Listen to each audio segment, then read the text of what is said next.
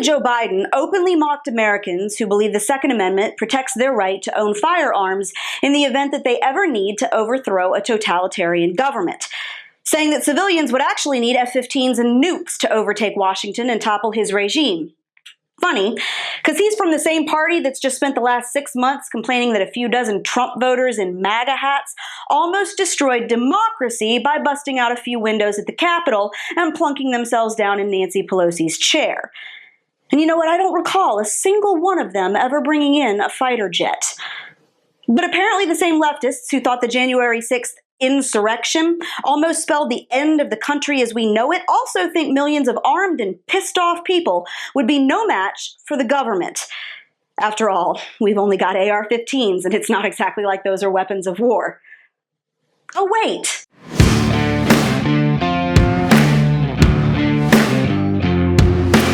President Joe Biden laughed off the notion that the American people could actually defend themselves against the government this week, suggesting that if we tried, the government could just nuke us.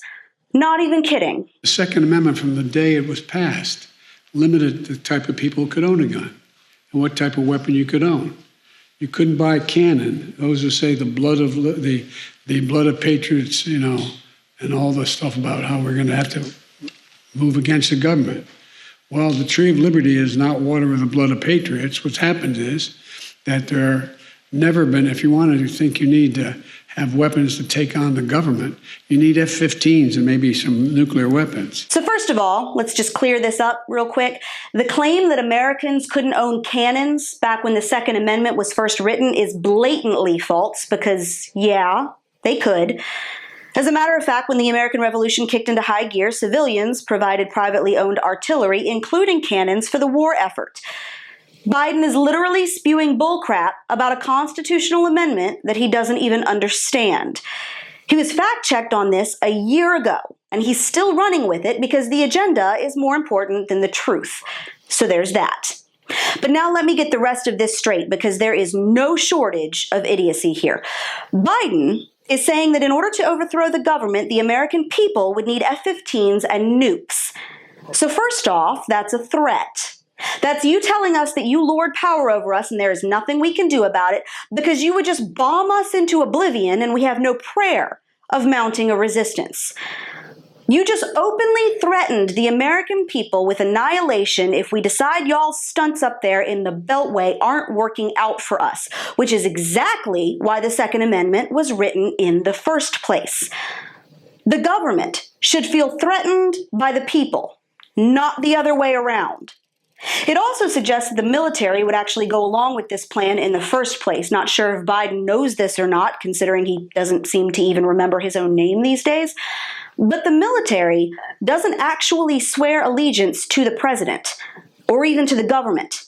They swear an oath to uphold and defend the U.S. Constitution, and to protect this country and her people from all enemies, foreign and domestic. So to just assume the U.S. military would be so quick to point their F-15s and nukes at civilians is presuming quite a bit there, Mr. President. Especially considering how many service members aren't crazy anti-gun left-wing progressives, and the civilians you'd be telling them to fire on are their own neighbors, friends, and families. So you can take that bet if you want. Pretty sure it's not going to work out too well for you. But what is perhaps the most hilarious of all is that this is coming from the same party that just spent the last 6 months complaining that the government was almost upended by a couple hundred unarmed yahoos in face paint and a buffalo hat. The Capitol was stormed on January 6th by a relatively small group of primarily gunless dudes with flags and chairs. Some people busted in some windows and ran through the marble halls of Congress. It was chaos for a hot minute, sure, but there were no open shootouts. No one pulled an Alamo and set up an armed garrison in the rotunda. It wasn't a militarized takeover.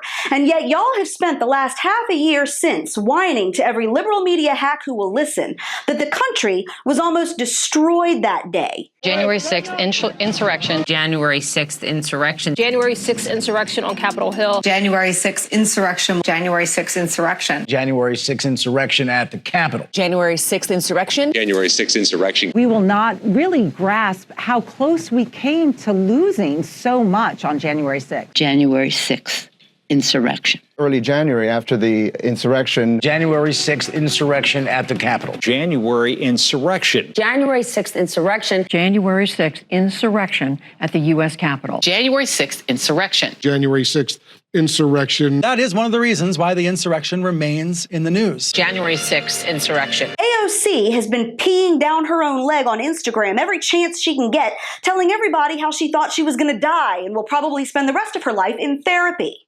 I had a very close encounter where I thought I was going to die. Y'all were so freaked out, supposedly, that you wanted to create a taxpayer-funded commission to investigate just how America almost died the day a few angry MAGA folks busted into the Cannon building and plopped down on Nancy Pelosi's desk while she hightailed it down the hallway with her armed security detail. Now pardon, but are these the same Americans who supposedly need F-15s and nukes to take y'all out? Because by the left's own definition, it seems like all they actually need are a few pissed-off Trump supporters and a couple of fire extinguishers.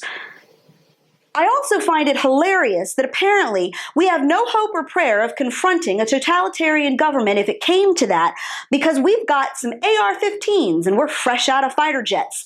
After all, it's not like ARs are exactly weapons of war, are they? About the AR-15. This was a weapon of war designed to kill as many people as possible. That there is no right to own a weapon of war, an AR-15 or an AK-47 that was designed and engineered to kill people as effectively, as efficiently as possible on a battlefield. No reason that these weapons of war should be on the streets. Comparing a weapon of war to something that campers use to unscrew wine bottles in front of a fire? Essentially what those weapons of war are designed for. The AR-15 is not what you use in your house to protect your house. Let's just be clear. If anybody knows anything about guns, that's not what they're really for.